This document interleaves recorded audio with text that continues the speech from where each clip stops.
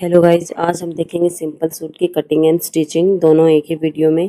सबसे पहले हमने कपड़े को डबल फोल्ड करके रखा है। कपड़े को हमें चौड़ाई के अकॉर्डिंग डबल फोल्ड करना है। कितनी चौड़ाई पे रखना है? 21 इंच हमारी झोली की लंबाई है, उसके अकॉर्डिंग हम 11.5 या 12 इंच तक कपड़े को डबल फोल्ड कर कर इसी तरीके से रख लेंगे, अच्छे से सेट कर कर। ध्यान रखें इसमें चुन्नट नहीं आनी चाहिए। 42 इंच हमारी लंबाई है, उसके अकॉर्डिंग हमें 45 इंच कपड़े पर निशान लगाना है। 2.5 इंच हमारा नीचे की साइड मार्जिन जाएगा और आधा इंच हमारा ऊपर की साइड चला जाएगा। शोल्डर का निशान मैंने 6 इंच पे लगाया है। 6.5 इंच पे हमें आर्म होल का निशान लगाया है, उसे अच्छे से हम निशान से मिला देंगे।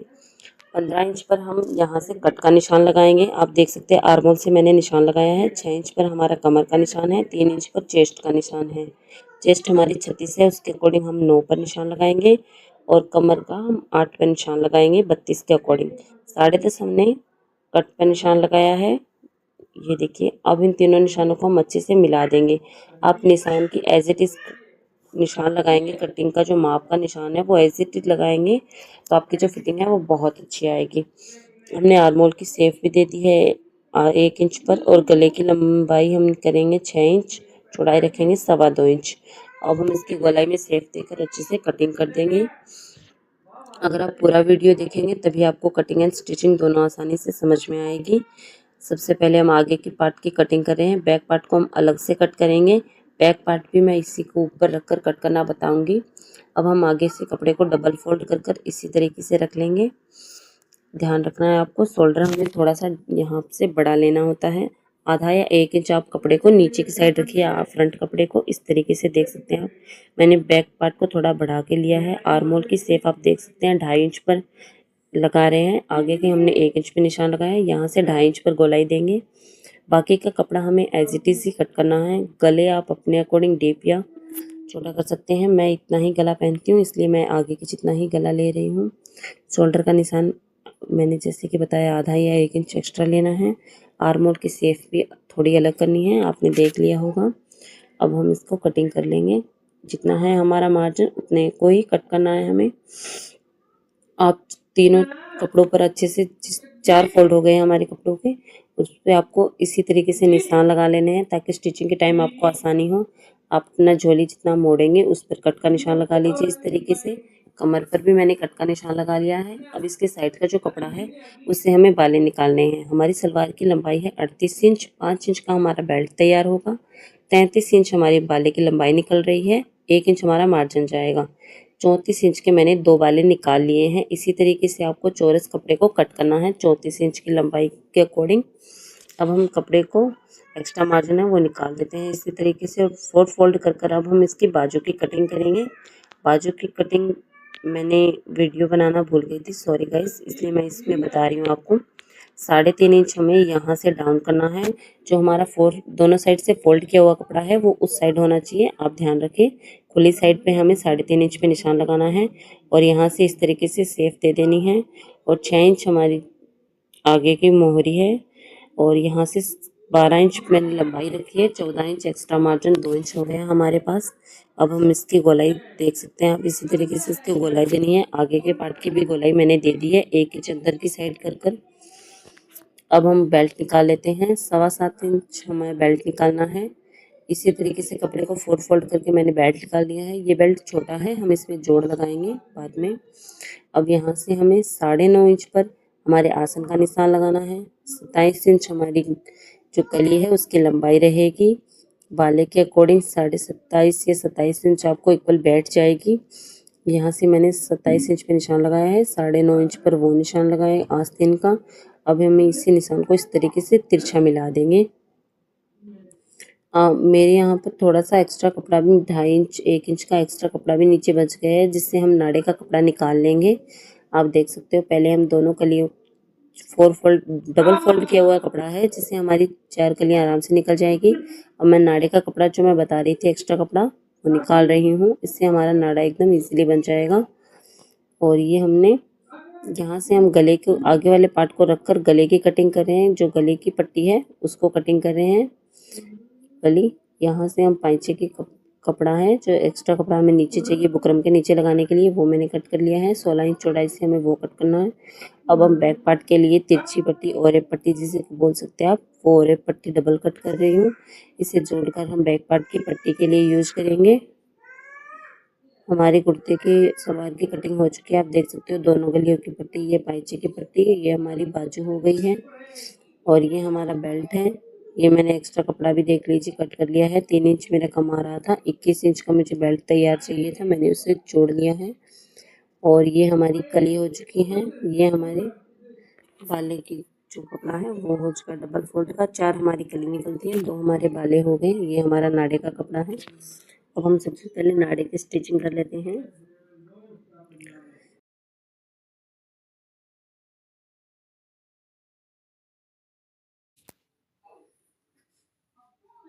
और ये हमारा नाड़ा बिल्कुल तैयार हो चुका है।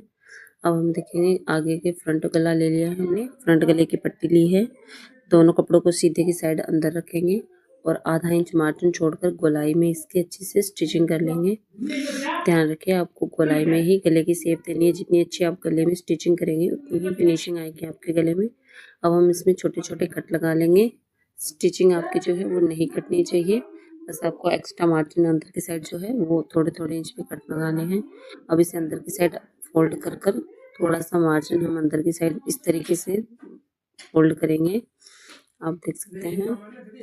और हम आगे का गले की पट्टी बिल्कुल तैयार कर लेंगे। फिर हम बैक पार्ट की पट्टी लेंगे। बैक पार्ट के लिए हमें और एक पट्टी ली थी और एक पट्टी को जोड़ लिया है हमने। और दोनों इसमें भी दोनों अंदर की साइड सीधी साइड रखनी है हमें। और आधा इंच मार्जिन छोड़कर इसकी भी हम अच्छे से स्टिचिंग कर लेंगे। और ये पट्टी से हमारे बैक गले की भी जो शेप है वो बहुत अच्छी आ जाती है। इसमें भी हमें छोटे छोटे कट लगाने हैं। शोल्डर हमें इस तरीके से नहीं फोल्ड करना है और ये पट्टी को सिर्फ जॉइंट करके रखना है। फोल्डिंग हम शोल्डर की स्टिचिंग के बाद में करेंगे। पहले हम शोल्डर को स्टिच कर लेते हैं। देख लीजिए, अच्छी इससे आपकी जो फोल्ड करने की स्टिचिंग है वो बहुत ही अच्छी आएगी।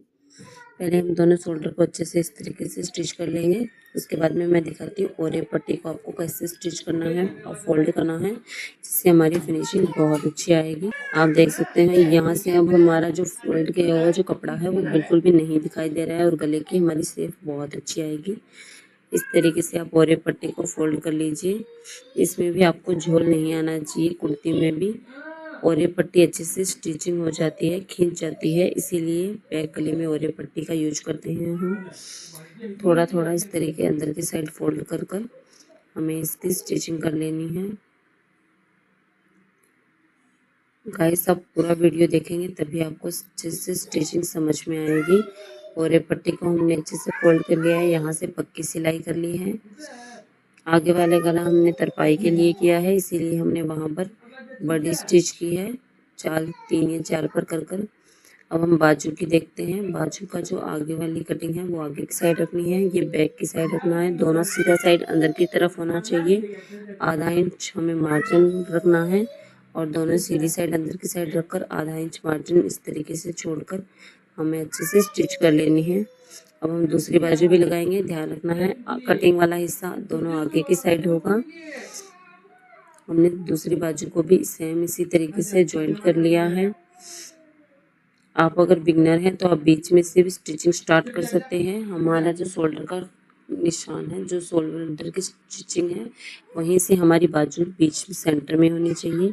अब हम बाजू की पट्टी को आगे से फोल्ड कर लेंगे। मैंने 1.5 इंच मार्जिन रखा था, उसके हिसाब से फोल्ड किया है। आप अपने अकॉर्डिंग फोल्ड कर सकते हैं। मैं यहाँ पे थोड़ा ही फोल्ड कर रही हूँ। अब मैंने यहाँ से चौक के निशान, फिटिंग का जो निशान है वो कटिंग के टाइम लगा लिया था। मैंने आप लोगों को भी बोला था साथ में लगा लीजिए, इससे हमारी अब स्टिचिंग में बहुत आसानी होगी।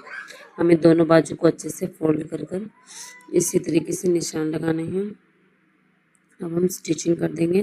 दोनों बाजू के अंदर की साइड होनी चाहिए, ध्यान रखना है। सीधी साइड अंदर की साइड कर कर दोनों बाजू को हम पकड़ कर उसके स्टिचिंग कर लेंगे। जो हमारी चौक पट्टी से हमने निशान लगाया है वहीं पर हम स्टिच करेंगे। यहाँ से आपको जॉइंट को एकदम सीधा पकड़ना है ताकि आपका कपड़ा बिल्कुल भी ख़राब नहीं हो।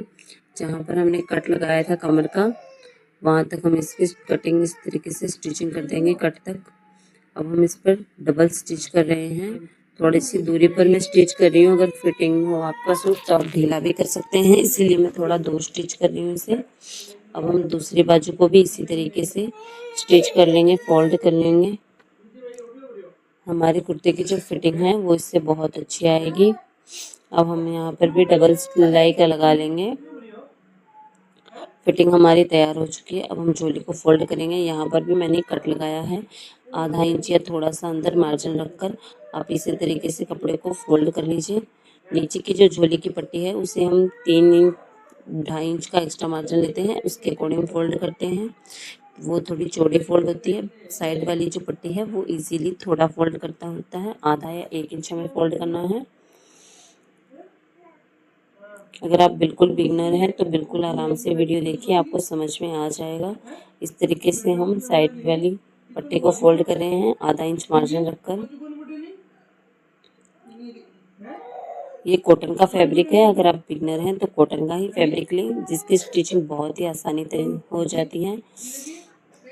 सिल्की फैब्रिक वगैरह हमें स्टिच करने में थोड़ी प्रॉब्लम होती है अगर बिगनर होते हैं तो। अब हम आधा आधा इंच इस तरीके से फोल्ड कर कर दोनों साइड पक्की सिलाई कर देंगे। ये मैंने तुरपाई वाला नहीं किया है, इसलिए मैं इसे 0 या 1 पर ही स्टिच कर रही हूँ, काफ़ी छोटी सिलाई से, जिससे हमारी फिनिशिंग अच्छी आती है। हम इसी तरीके से चारों हिस्सों को अच्छे से फोल्ड कर लेंगे और ये हमारे कुर्ते की जो स्टिचिंग है वो बिल्कुल तैयार है। यहाँ पर अब हमें छोटे छोटे कट भी लगाने हैं। जहाँ से हमने सिलाई लिए गई है, फिटिंग का जो निशान है वो लगाया है, वहाँ पर हम छोटे छोटे कट लगा लेंगे। हमने बाजू नाप ली है, बिल्कुल सही है। अब हम बाजू से लेकर इस तरीके से छोटे छोटे कट लगाने हैं। ध्यान रखें आपकी जो स्टिचिंग है वो दूर होनी चाहिए काफ़ी। यहाँ से छोटे छोटे स्टिच लगा लीजिए आप, ताकि आपको फिटिंग में अच्छी आ जाए, सफाई हो आपके स्टिचिंग में। दोनों साइड इसी तरीके से हम छोटे छोटे कट लगा लेंगे। फिर हम पाइचे की जो डिज़ाइन है वो देखते हैं। सबसे पहले हमने 2 बुकरम की पट्टी इस तरह से निकाली है, जो हमारी पाइचे की पट्टी निकाली थी हमने, वो उसके ऊपर इस तरीके से स्टिच कर देंगे। डबल फोल्ड करने के बाद आपने छोटी निकाली है तो आप 2 स्टिच भी लगा सकते हैं। उससे एक साइड अच्छे से फोल्ड होनी चाहिए। अब हम बालें निकाल रहे हैं। बाले के नीचे से इस तरीके से आधा इंच आपको कपड़ा फोल्ड कर कर सीधा साइड ऊपर रखना है, उल्टी साइड नीचे की तरफ रखकर वहीं से हम मोहरी का जो पाइचा है हमारा उसे रख लेंगे और हम उसके किनारे पर स्टिच करेंगे। ये भी हमें छोटी चाल से ही स्टिच करना है। उसका आधा इंच मार्जिन रखकर हम उसके एक और स्टिच करेंगे, उसके अंदर लहर बनाएंगे हम। ये हमारा बहुत सिंपल डिज़ाइन है। दूसरी पट्टी भी हम इसी तरीके से तैयार करेंगे। एक लहर हम नीचे की साइड बनाएंगे, एक लहर हम ऊपर की साइड बनाएंगे। फिर इसके अंदर ये हमारा प्रिंटेड कपड़ा है, जिसमें हमारे मोहरी का डिज़ाइन बिल्कुल भी नहीं दिखता, तो आप कैसे भी बना सकते हो, ज़्यादा प्रॉब्लम्स नहीं होती। प्लेन फैब्रिक में हमें अच्छी फिनिशिंग के साथ मोहरी बनानी होती है। अब हम ऊपर का साइड भी इसी तरीके से कवर कर लेंगे। पहले एक लंबी सिलाई देकर, उसके बाद में बीच में दोनों साइड लंबी सिलाई देकर लहर बनाएंगे। इसकी जो पाइचिया की मोहरी का डिज़ाइन है वो मैं बिल्कुल सिंपल रख ली हूँ।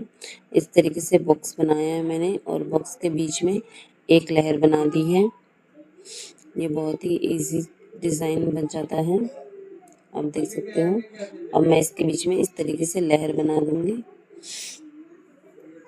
2 लाइनिंग हो जाएगी हमारी और 2 लहर हो जाएगी। बहुत ही इजी बन जाएगा ये डिज़ाइन।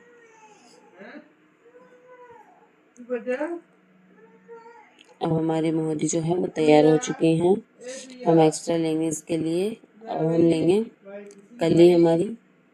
ये देखिए आप मोहरी का डिज़ाइन देख रहे हैं। इस तरीके से बॉक्स बनाए हैं, कुछ लहर बनाई है इस तरीके से। ये प्रिंटेड कपड़ा है, इसमें बिल्कुल भी नहीं दिखाई दे रहा है स्टिचिंग, इसलिए मैं आपको नहीं बता सकती। मैं आपको प्लेन फैब्रिक पे मोहरी का डिज़ाइन जरूर बना के बताऊंगी। ये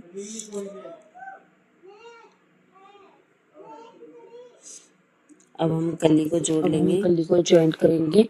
बीच में हमें बाला रखना है और दोनों साइड 4 कली है हमारी, बाले के दोनों साइड स्टिच कर देंगे।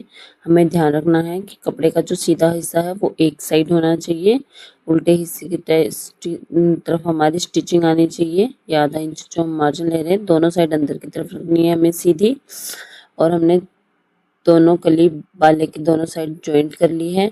और फिर एक आसन को हम ज्वाइंट कर लेंगे, दो आसन को पकड़कर हमें एक तरफ का आसन, बैक पार्ट का आसन अच्छे से ज्वाइंट कर लेना है। ये हमने बेल्ट को भी ज्वाइंट करके तैयार कर लिया है, हमारा बेल्ट छोटा था इसलिए।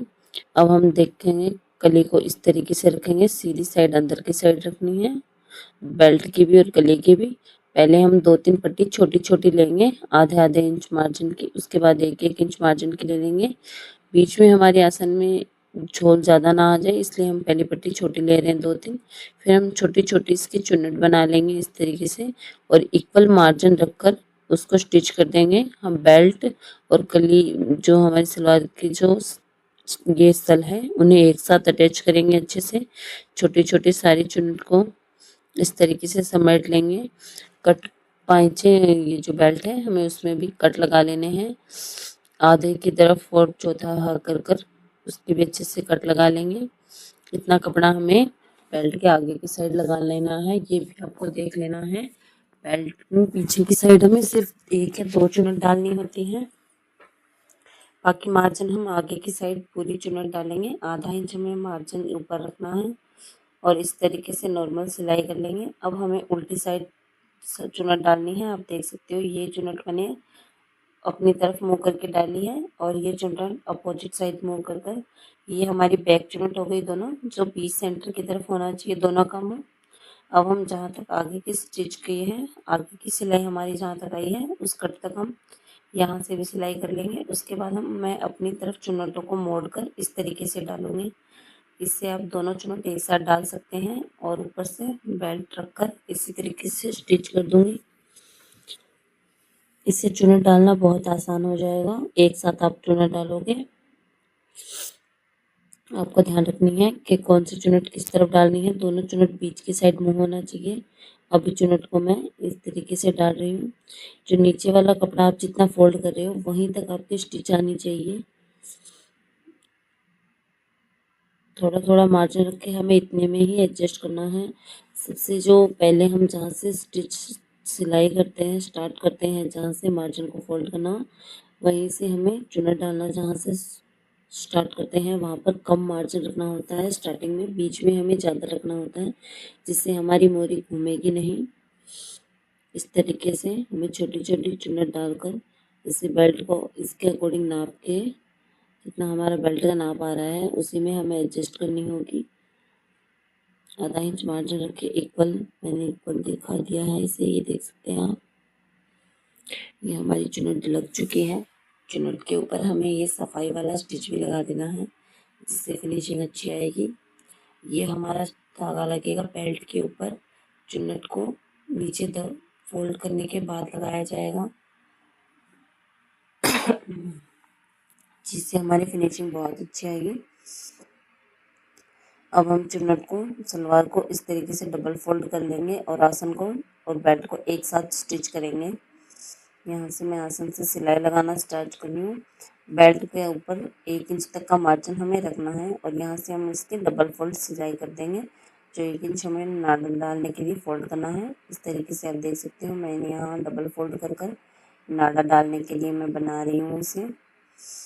इससे अच्छे से त्रिकुटा पे हमें स्टिच कर लेनी है, 3 कोट इस तरह से बनाकर। अब यहाँ से हम नाडे डालने के लिए जो स्टिच है वो रखेंगे। पहले मैं एक लंबी सिलाई दे रही हूँ इसकी फिनिशिंग के लिए। जिस साइड चुन्नट आपकी कम आई है आप उस साइड देखकर ये स्टिच दे सकते हैं जिससे फिनिशिंग बहुत अच्छी आएगी। अब हम नाड़े का कपड़ा बेल्ट का जो है वो फोल्ड कर लेंगे। मैंने 7.25 इंच बेल्ट इसीलिए काटा था ताकि 1.5 इंच हम ऊपर की तरफ आराम से फोल्ड कर सके। 5 इंच हमारा तैयार रह जाएगा सब। ये देखिए इस तरीके से हम 1.5 इंच कपड़ा फोल्ड कर कर उसे अच्छे से फिनिशिंग के साथ फोल्ड कर देंगे। ये हमारी मोहरी का निशान है, 6 इंच पर मैं मोहरी का बंद निशान लगा रही हूँ, स्टिच कर रही हूँ। 6 इंच पर अभी आप कर सकते हैं। ऊपर की साइड हमें इस तरीके से बढ़ाना है और ये हमारा अब हम इसके नीचे से स्टिच कर देंगे। जो भी हमारा कपड़ा है उसे सीधी साइड अंदर की तरफ इस तरीके से कर कर उसे फोल्ड कर देंगे। दोनों मोहरी को हमें इक्वल नाप कर 6 इंच पर निशान लगाकर इस 6 इंच की जो मोहरी है वो इक्वल बराबर आएगी आपको। आप 6.25 ले सकते हैं और इस तरीके से हम दोनों मोहरी पर पक्की सिलाई कर लेंगे। मैं डबल स्टिच कर रही हूँ यहाँ से, आप भी डबल स्टिचिंग दे सकते हैं। यहाँ पर डबल स्टिचिंग से क्या है, हमारी जो सलवार है उसमें खिंचाव कम आता है, उसकी भी सफाई रहती है। आप इसके अच्छे से डबल स्टिचिंग कर सकते हो। और अब आपकी जो सूट है वो बिल्कुल तैयार है। नाड़ा हमने पहले ही कट कर लिया है, मैंने इसके अंदर नाड़ा डालकर भी काट लगाकर भी इसे स्टिच कर लिया है, जिससे हमारे बिल्कुल फैब्रिक का जो लुक है वो तैयार है सूट का।